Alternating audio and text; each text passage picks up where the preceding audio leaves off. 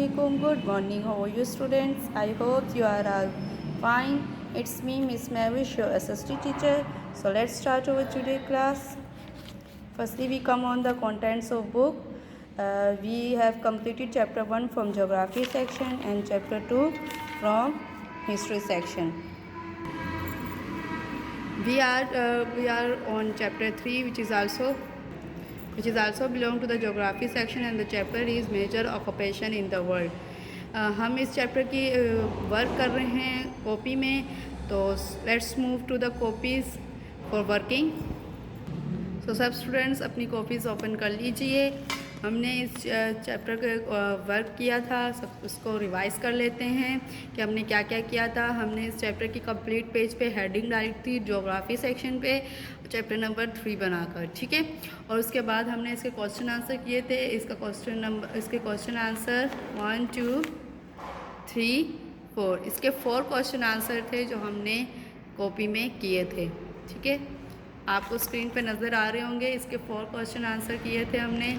उन स्टूडेंट्स के लिए मैं रिवाइज़ कर रही हूँ जो कि students previous online class attend नहीं की, उनको रिव्यू हो जाए कि हमने ये वर्क कर लिया है और वो अपना काम भी पिछली क्लासेस से कंप्लीट कर लें, ठीक है. इसके बाद मैंने आपको कोई टास्क दिया था कुछ जो आपने करना था, जो कि ये इससे रिलेटेड था. आपने ये नज़र आ रहा होगा, आपने आई होप ये कंप्लीट किया होगा. इसके बाद हमने इसके ये एक्सरसाइज की थी.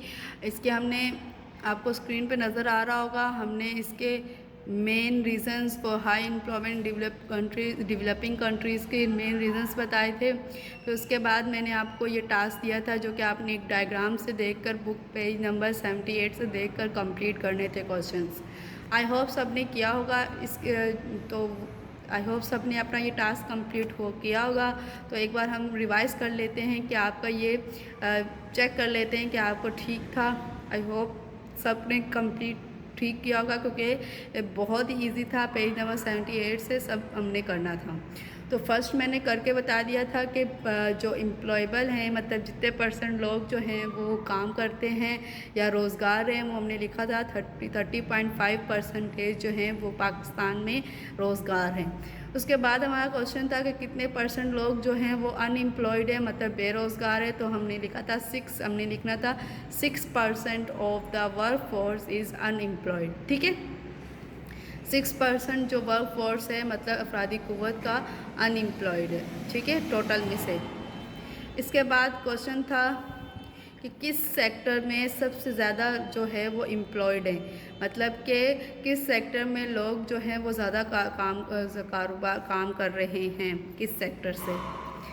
तो हमने देखा कि क्या है, the highest number of people employed in agriculture. इसके बाद परसेंटेज मैंने लिखी थी वो नहीं लिखनी, आप बस एग्रीकल्चर सेक्टर लिखा, क्योंकि उन्होंने हमसे जस्ट सेक्टर पूछा है तो हम सेक्टर बताएंगे. The highest number of people employed in agriculture sector, ठीक है. फिर उसके बाद हमारा नेक्स्ट क्वेश्चन था which sector has the lowest number of employees, मतलब सबसे कम किस सेक्टर में नंबर एम्प्लॉयज़, मतलब कि सबसे कम तादाद में किस सेक्टर में काम करते हैं, मतलब रोज़गार है. तो इसका आंसर है the lowest number of people is in the electricity and gas sector, ठीक है. The lowest number of people is in the electricity and gas sector, ठीक है. आई होप आपने इसी तरीके से ये किया होगा. एक बार फिर से दिखा देती हूँ.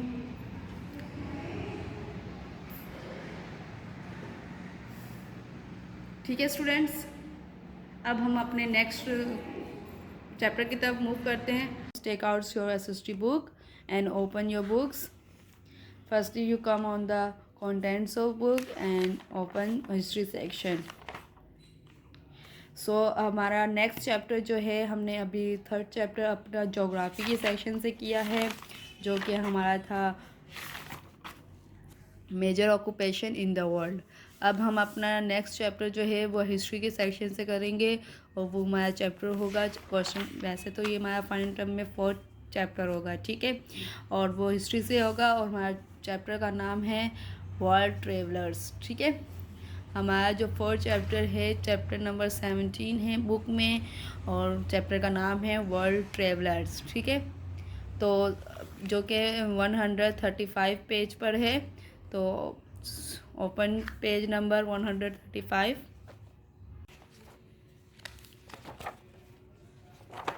135 पेज नंबर पे आगे तो हमारा जो चैप्टर है वर्ल्ड ट्रेवलर्स। आपने पिछली क्लास में मुस्लिम साइंटिस्ट, ट्रेवलर्स एंड इन्वेंटर्स पढ़े होंगे।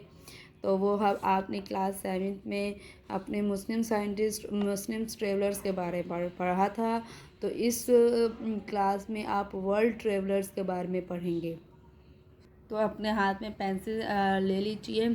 तो वर्ल्ड ट्रेवलर चैप्टर नंबर 17 है वर्ल्ड ट्रेवलर्स। वर्ल्ड ट्रेवलर्स मतलब दुनिया के मुसाफिर, इसका ये मतलब। इससे मैंने अभी वो कहा कि आपने पिछली क्लास में मुस्लिम ट्रेवलर्स के बारे में पढ़ा था। अब इसमें आपने इस चैप्टर में आपने दुनिया में जो जिन्होंने अनबिलीवेबल मतलब बहुत जो नॉन मुस्लिम्स थे और उन्होंने बहुत ज़्यादा अपनी ज़िंदगी में सफ़र तय किया है, उनके बारे में पढ़ेंगे, ठीक है। तो देखें, अब हम जैसे ये इसका इंट्रोडक्शन पढ़ेंगे तो हमें पता चलेगा कि ट्रेवलर्स के लिए दुनिया में क्या अहमियत थी, ठीक है, उनको इतना मतलब अहमियत क्यों हासिल है। तो रीडिंग स्टार्ट करते हैं और इससे पता चलेगा कि क्या अहमियत थी, ठीक है। Today, when we can travel from Karachi to Islamabad about 1300 kilometers in 12-14 hours by train, ठीक है, 18 hours by car or 2 hours by plane. It is difficult to imagine travelers 5 or 6 centuries ago who could manage at most 60 to 70 kilometers in a 10-hour day on foot or horseback. तो देखिए यहाँ पे लिखा today when we can travel from Karachi to Islamabad. तो आज के दौर पे हम जब कराची से इस्लामाबाद की तरफ सफ़र करते हैं तो ये जो है जो कि 1300 किलोमीटर का फासला है, ठीक है। कराची से अगर इस्लामाबाद की तरफ जाते हैं तो ये जो टोटल डिस्टेंस है वो 1300 किलोमीटर है, जो कि अगर हम ट्रेन से सफ़र करेंगे तो 12 से 14 घंटे लगेंगे। अगर हम लोग कार से जाएंगे तो ये 18 घंटे लग जाएंगे, मतलब अपनी पर्सनल कार से। और अगर हम प्लेन से जाएंगे तो ये सिर्फ और सिर्फ 2 घंटे का सफ़र है just. It is difficult to imagine travelers 5 or 6 centuries ago who could manage at most 60-70 kilometers in a 10-hour day on foot or horseback, ठीक है। तो देखिए अगर हम लोग अगर यही तब सफ़र को हम लोग आज से 6-7 सदियों पहले कहें इमेजिन करें तो ये बहुत मुश्किल हो जाता था सफ़र करना, क्योंकि उस वक्त हम ये फैसिलिटीज़ नहीं थी, इलेक्ट्रॉनिक फैसिलिटी जैसे कार, ट्रेन और एरोप्लेन। तो उस वक्त जो सफ़र जो अगर जो 60-70 ये 1300 किलोमीटर है और उस वक्त तो 60-70 किलोमीटर भी 10 घंटे डे में और फुट हो या घोड़े पे या चल कर सफ़र करना बहुत मुश्किल। 6-70 किलोमीटर भी बहुत मुश्किल से ये कवर किया जाता है। समझ में आ रही है। अब हम मतलब कि अब हम अपनी ट्रेन कार्स की वजह से हम 1300 किलोमीटर कितने किलोमीटर सफ़र तय कर पाते हैं, पर उस वक्त 60-70 किलोमीटर भी बहुत ज़्यादा बड़ी बात होती थी सफ़र करना। अगर हम लोग 6-7 सदियाँ पहले की बात करें, ठीक है। उस वक्त टेक्नोलॉजीज़ नहीं होती थी तो लोग फुट या हॉर्स बैक पर मतलब घोड़े पर बैठकर या घोड़े की पश्त पे बैठकर सफ़र करते थे और उनके लिए सफ़र करना बहुत मुश्किल होता था। वो एक दिन में 10 घंटे लग जाते थे। समझ में आ रही है, मतलब इतना सफ़र कवर करने के लिए भी, इतना डिस्टेंस कवर करने के लिए भी 10 घंटे लग जाते थे। अब आगे से स्टार्ट करते हैं। Under the best conditions with some rest days they could take at least 4 or 5 weeks to travel from Karachi to Islamabad now is, ठीक है। अगर हम लोग they would take at least 4 or 5 weeks, 4 और 5 weeks का मतलब समझते हैं, एक मंथ में 4 वीक्स होते हैं, और अगर हम लोग इसमें अगर 5 ऐड कर दें तो ये क्या हो जाएगा, 1.25 महीना हो जाएगा। तो स्टूडेंट्स, अगर मतलब कहा गया कि उसी दौर की अगर हम बात करें, कराची से इस्लामाबाद की तरफ जाने वाले, और सही तरह रेस्ट करके, क्योंकि मुसलसल हम ट्रैवल नहीं कर सकते, हमें रेस्ट की भी ज़रूरत होती है। तो अगर हम लोग ना गुड कंडीशन, मतलब बेहतरीन हालत में रेस्ट करते हुए प्रॉपर तरीके से अगर हम लोग कराची से इस्लामाबाद की तरफ उन दिनों की तरह सफ़र करें तो तकरीबन 4 से 5 हफ्ते लग जाएंगे, ठीक है। मतलब कि अगर हम उस तरीके से सफ़र करते हैं तो ये जो कराची से इस्लामाबाद जाने का सफ़र है, जो डिस्टेंस है, वो 4 से 5 हफ्तों का सफ़र है। और आज के दौर में 12 से 14 घंटे लगती है ट्रेन में, 18 घंटे कार में, और प्लेन में सिर्फ 2 घंटे लगते हैं। तो कहाँ हफ्तों की बात सफ़र, और कहाँ अब घंटों में कवर हो जाता है, ठीक है। तो अब देखें, यहीं से अब आगे से स्टार्ट करते हैं। Yet some travellers in the past did cover almost unbelievable distances. तो फिर कुछ ट्रेवलर्स हैं जिन्होंने पास्ट में ऑलमोस्ट तकरीबन नाकाबिले यकीन डिस्टेंस जो है, मतलब फ़ासला कवर किया है। कुछ मुसाफिरों ने अनबिलीवेबल, मतलब कि अगर उन दोनों में भी अगर हम देखा जाए कुछ फैसिलिटीज़ नहीं होती थी, और उसके बावजूद उन्होंने जो फ़ासला कवर किया है, जो मतलब फ़ासला उन्होंने किया है उन दिनों में, वो नाकाबिले यकीन है। अब जिन्होंने ये मतलब इन अनबिलीवेबल डिस्टेंस कवर किए हैं, कुछ के नाम आपको नीचे दिए गए हैं, उनके बारे में भी कुछ इंफॉर्मेशंस दी हुई हैं, तो आए वो पढ़ते हैं। तो सबसे पहले जो है मार्को पोलो, 1254 to 1324, तब 1200 सदी की बात है। मतलब कि अगर हम देखें तो 12th सेंचुरी और 13th सेंचुरी की दौर की बात है, ठीक है। तो ये जो इनकी डेट ऑफ बर्थ लिखा हुआ है 1254, और ये इनका date of death year of death लिखा हुआ है 1324, ठीक है।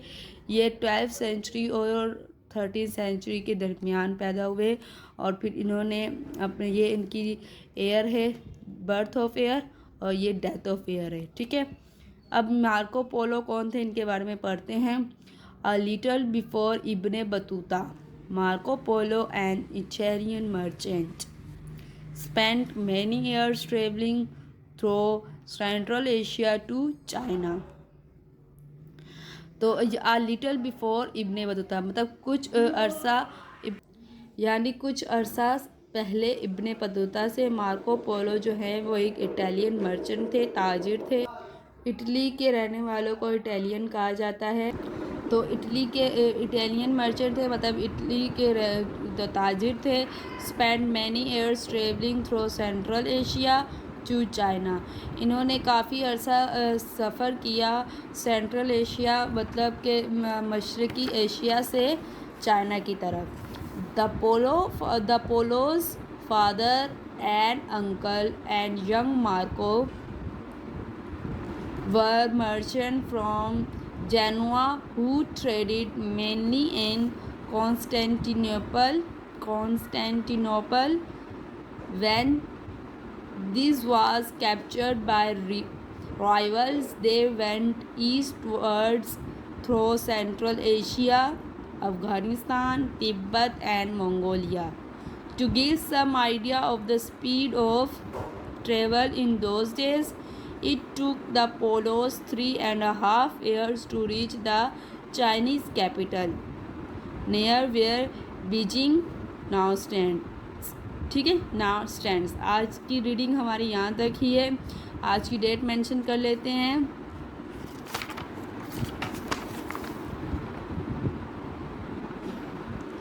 9, 12, 20। ठीक है, नाउ स्टैंड तक हमारी हो गई। 9, 12, 20 डेट डाल दी हमने। ठीक है, अब देखें हमने कहाँ तक। हाँ, तो the Polos father and uncle and young Marco were merchants from Genoa who traded mainly in Constantinople. तो जो पोलोज फादर एंड अंकल जो थे, जो फादर मार्को के फादर का नाम पोलो है। ठीक है, और उनके अंकल और यंग मार्को खुद जो थे, मतलब छोटे मार्को, वर मर्चेंट्स फ्रॉम, ताजिर थे फ्रॉम जेनुआ से, who traded mainly in Constantinople, जो ज़्यादातर तिजारत करते थे कहाँ पे? कॉन्स्टेंटिनोपल, मतलब कुस्तुनतुनिया। कॉन्स्टेंटिनोपल को कुस्तुनतुनिया कहा जाता है। कुस्तुनतुनिया,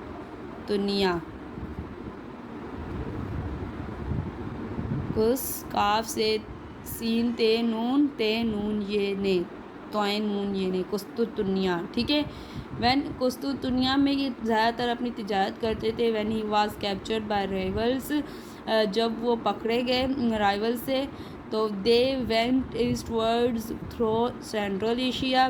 तो वो ईस्टवर्ड से, मतलब मशरक़ी वस्ती से होते हुए, वस्ती वर्ड्स की साइड से होते हुए वो सेंट्रल एशिया, मशरक़ी एशिया में पहुंच गए, जैसे कि अफ़गानिस्तान, तिब्बत और मंगोलिया। ठीक है, सेंट्रल एशिया में पहुंचे तो वो कौन कौन से? अफ़गानिस्तान, तिब्बत और Mongolia. To give some idea of the speed of travel in those days, उन दिनों की स्पीड ऑफ जो तब ट्रेवल थी, स्पीड को अपने जहन में रखते हुए या हासिल करते हुए, टू टेक द पोलोज, मतलब उस दिनों की स्पीड के हिसाब से जो था, पोलो ने 3.5 years to reach the Chinese capital.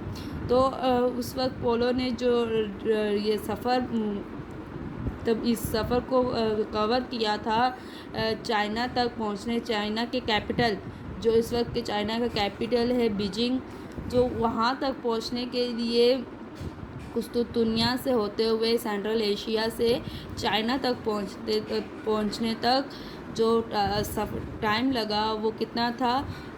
3.5 year, मतलब 3.5 साल लगे पोलो को ये सफ़र कवर करते हुए चाइना के कैपिटल, मतलब चाइना के कैपिटल तक पहुंचने के लिए, जो कि अभी बीजिंग है, वहाँ तक पहुंचने के लिए पोलो को 3.5 साल लगे। ठीक है, तो यह थी हमारी आज की रीडिंग। हमारी क्लास भी यहीं पे ख़त्म होती है। स्टूडेंट्स, इस यहाँ तक रीडिंग कीजिएगा। इससे रिलेटेड कोई क्वेश्चन आप पूछ लीजिए। हमने अपने आज पे जो भी पढ़ा उसको, उससे रिलेटेड कोई भी मुश्किल हो या कोई भी प्रॉब्लम हो, आप पूछ सकते हैं स्टूडेंट्स। ठीक है, अपनी लर्निंग साथ साथ जारी रखिए, अपना काम भी साथ साथ कंप्लीट करते रहिए, और अपना काम कंप्लीट करके टाइम पर चेक करने के लिए भी भेज दें। ठीक है स्टूडेंट्स, आज की क्लास यहीं पे ख़त्म होती है। अपनी दुआओं में याद रखिएगा, अपना ख्याल रखें। खुदा हाफिज़।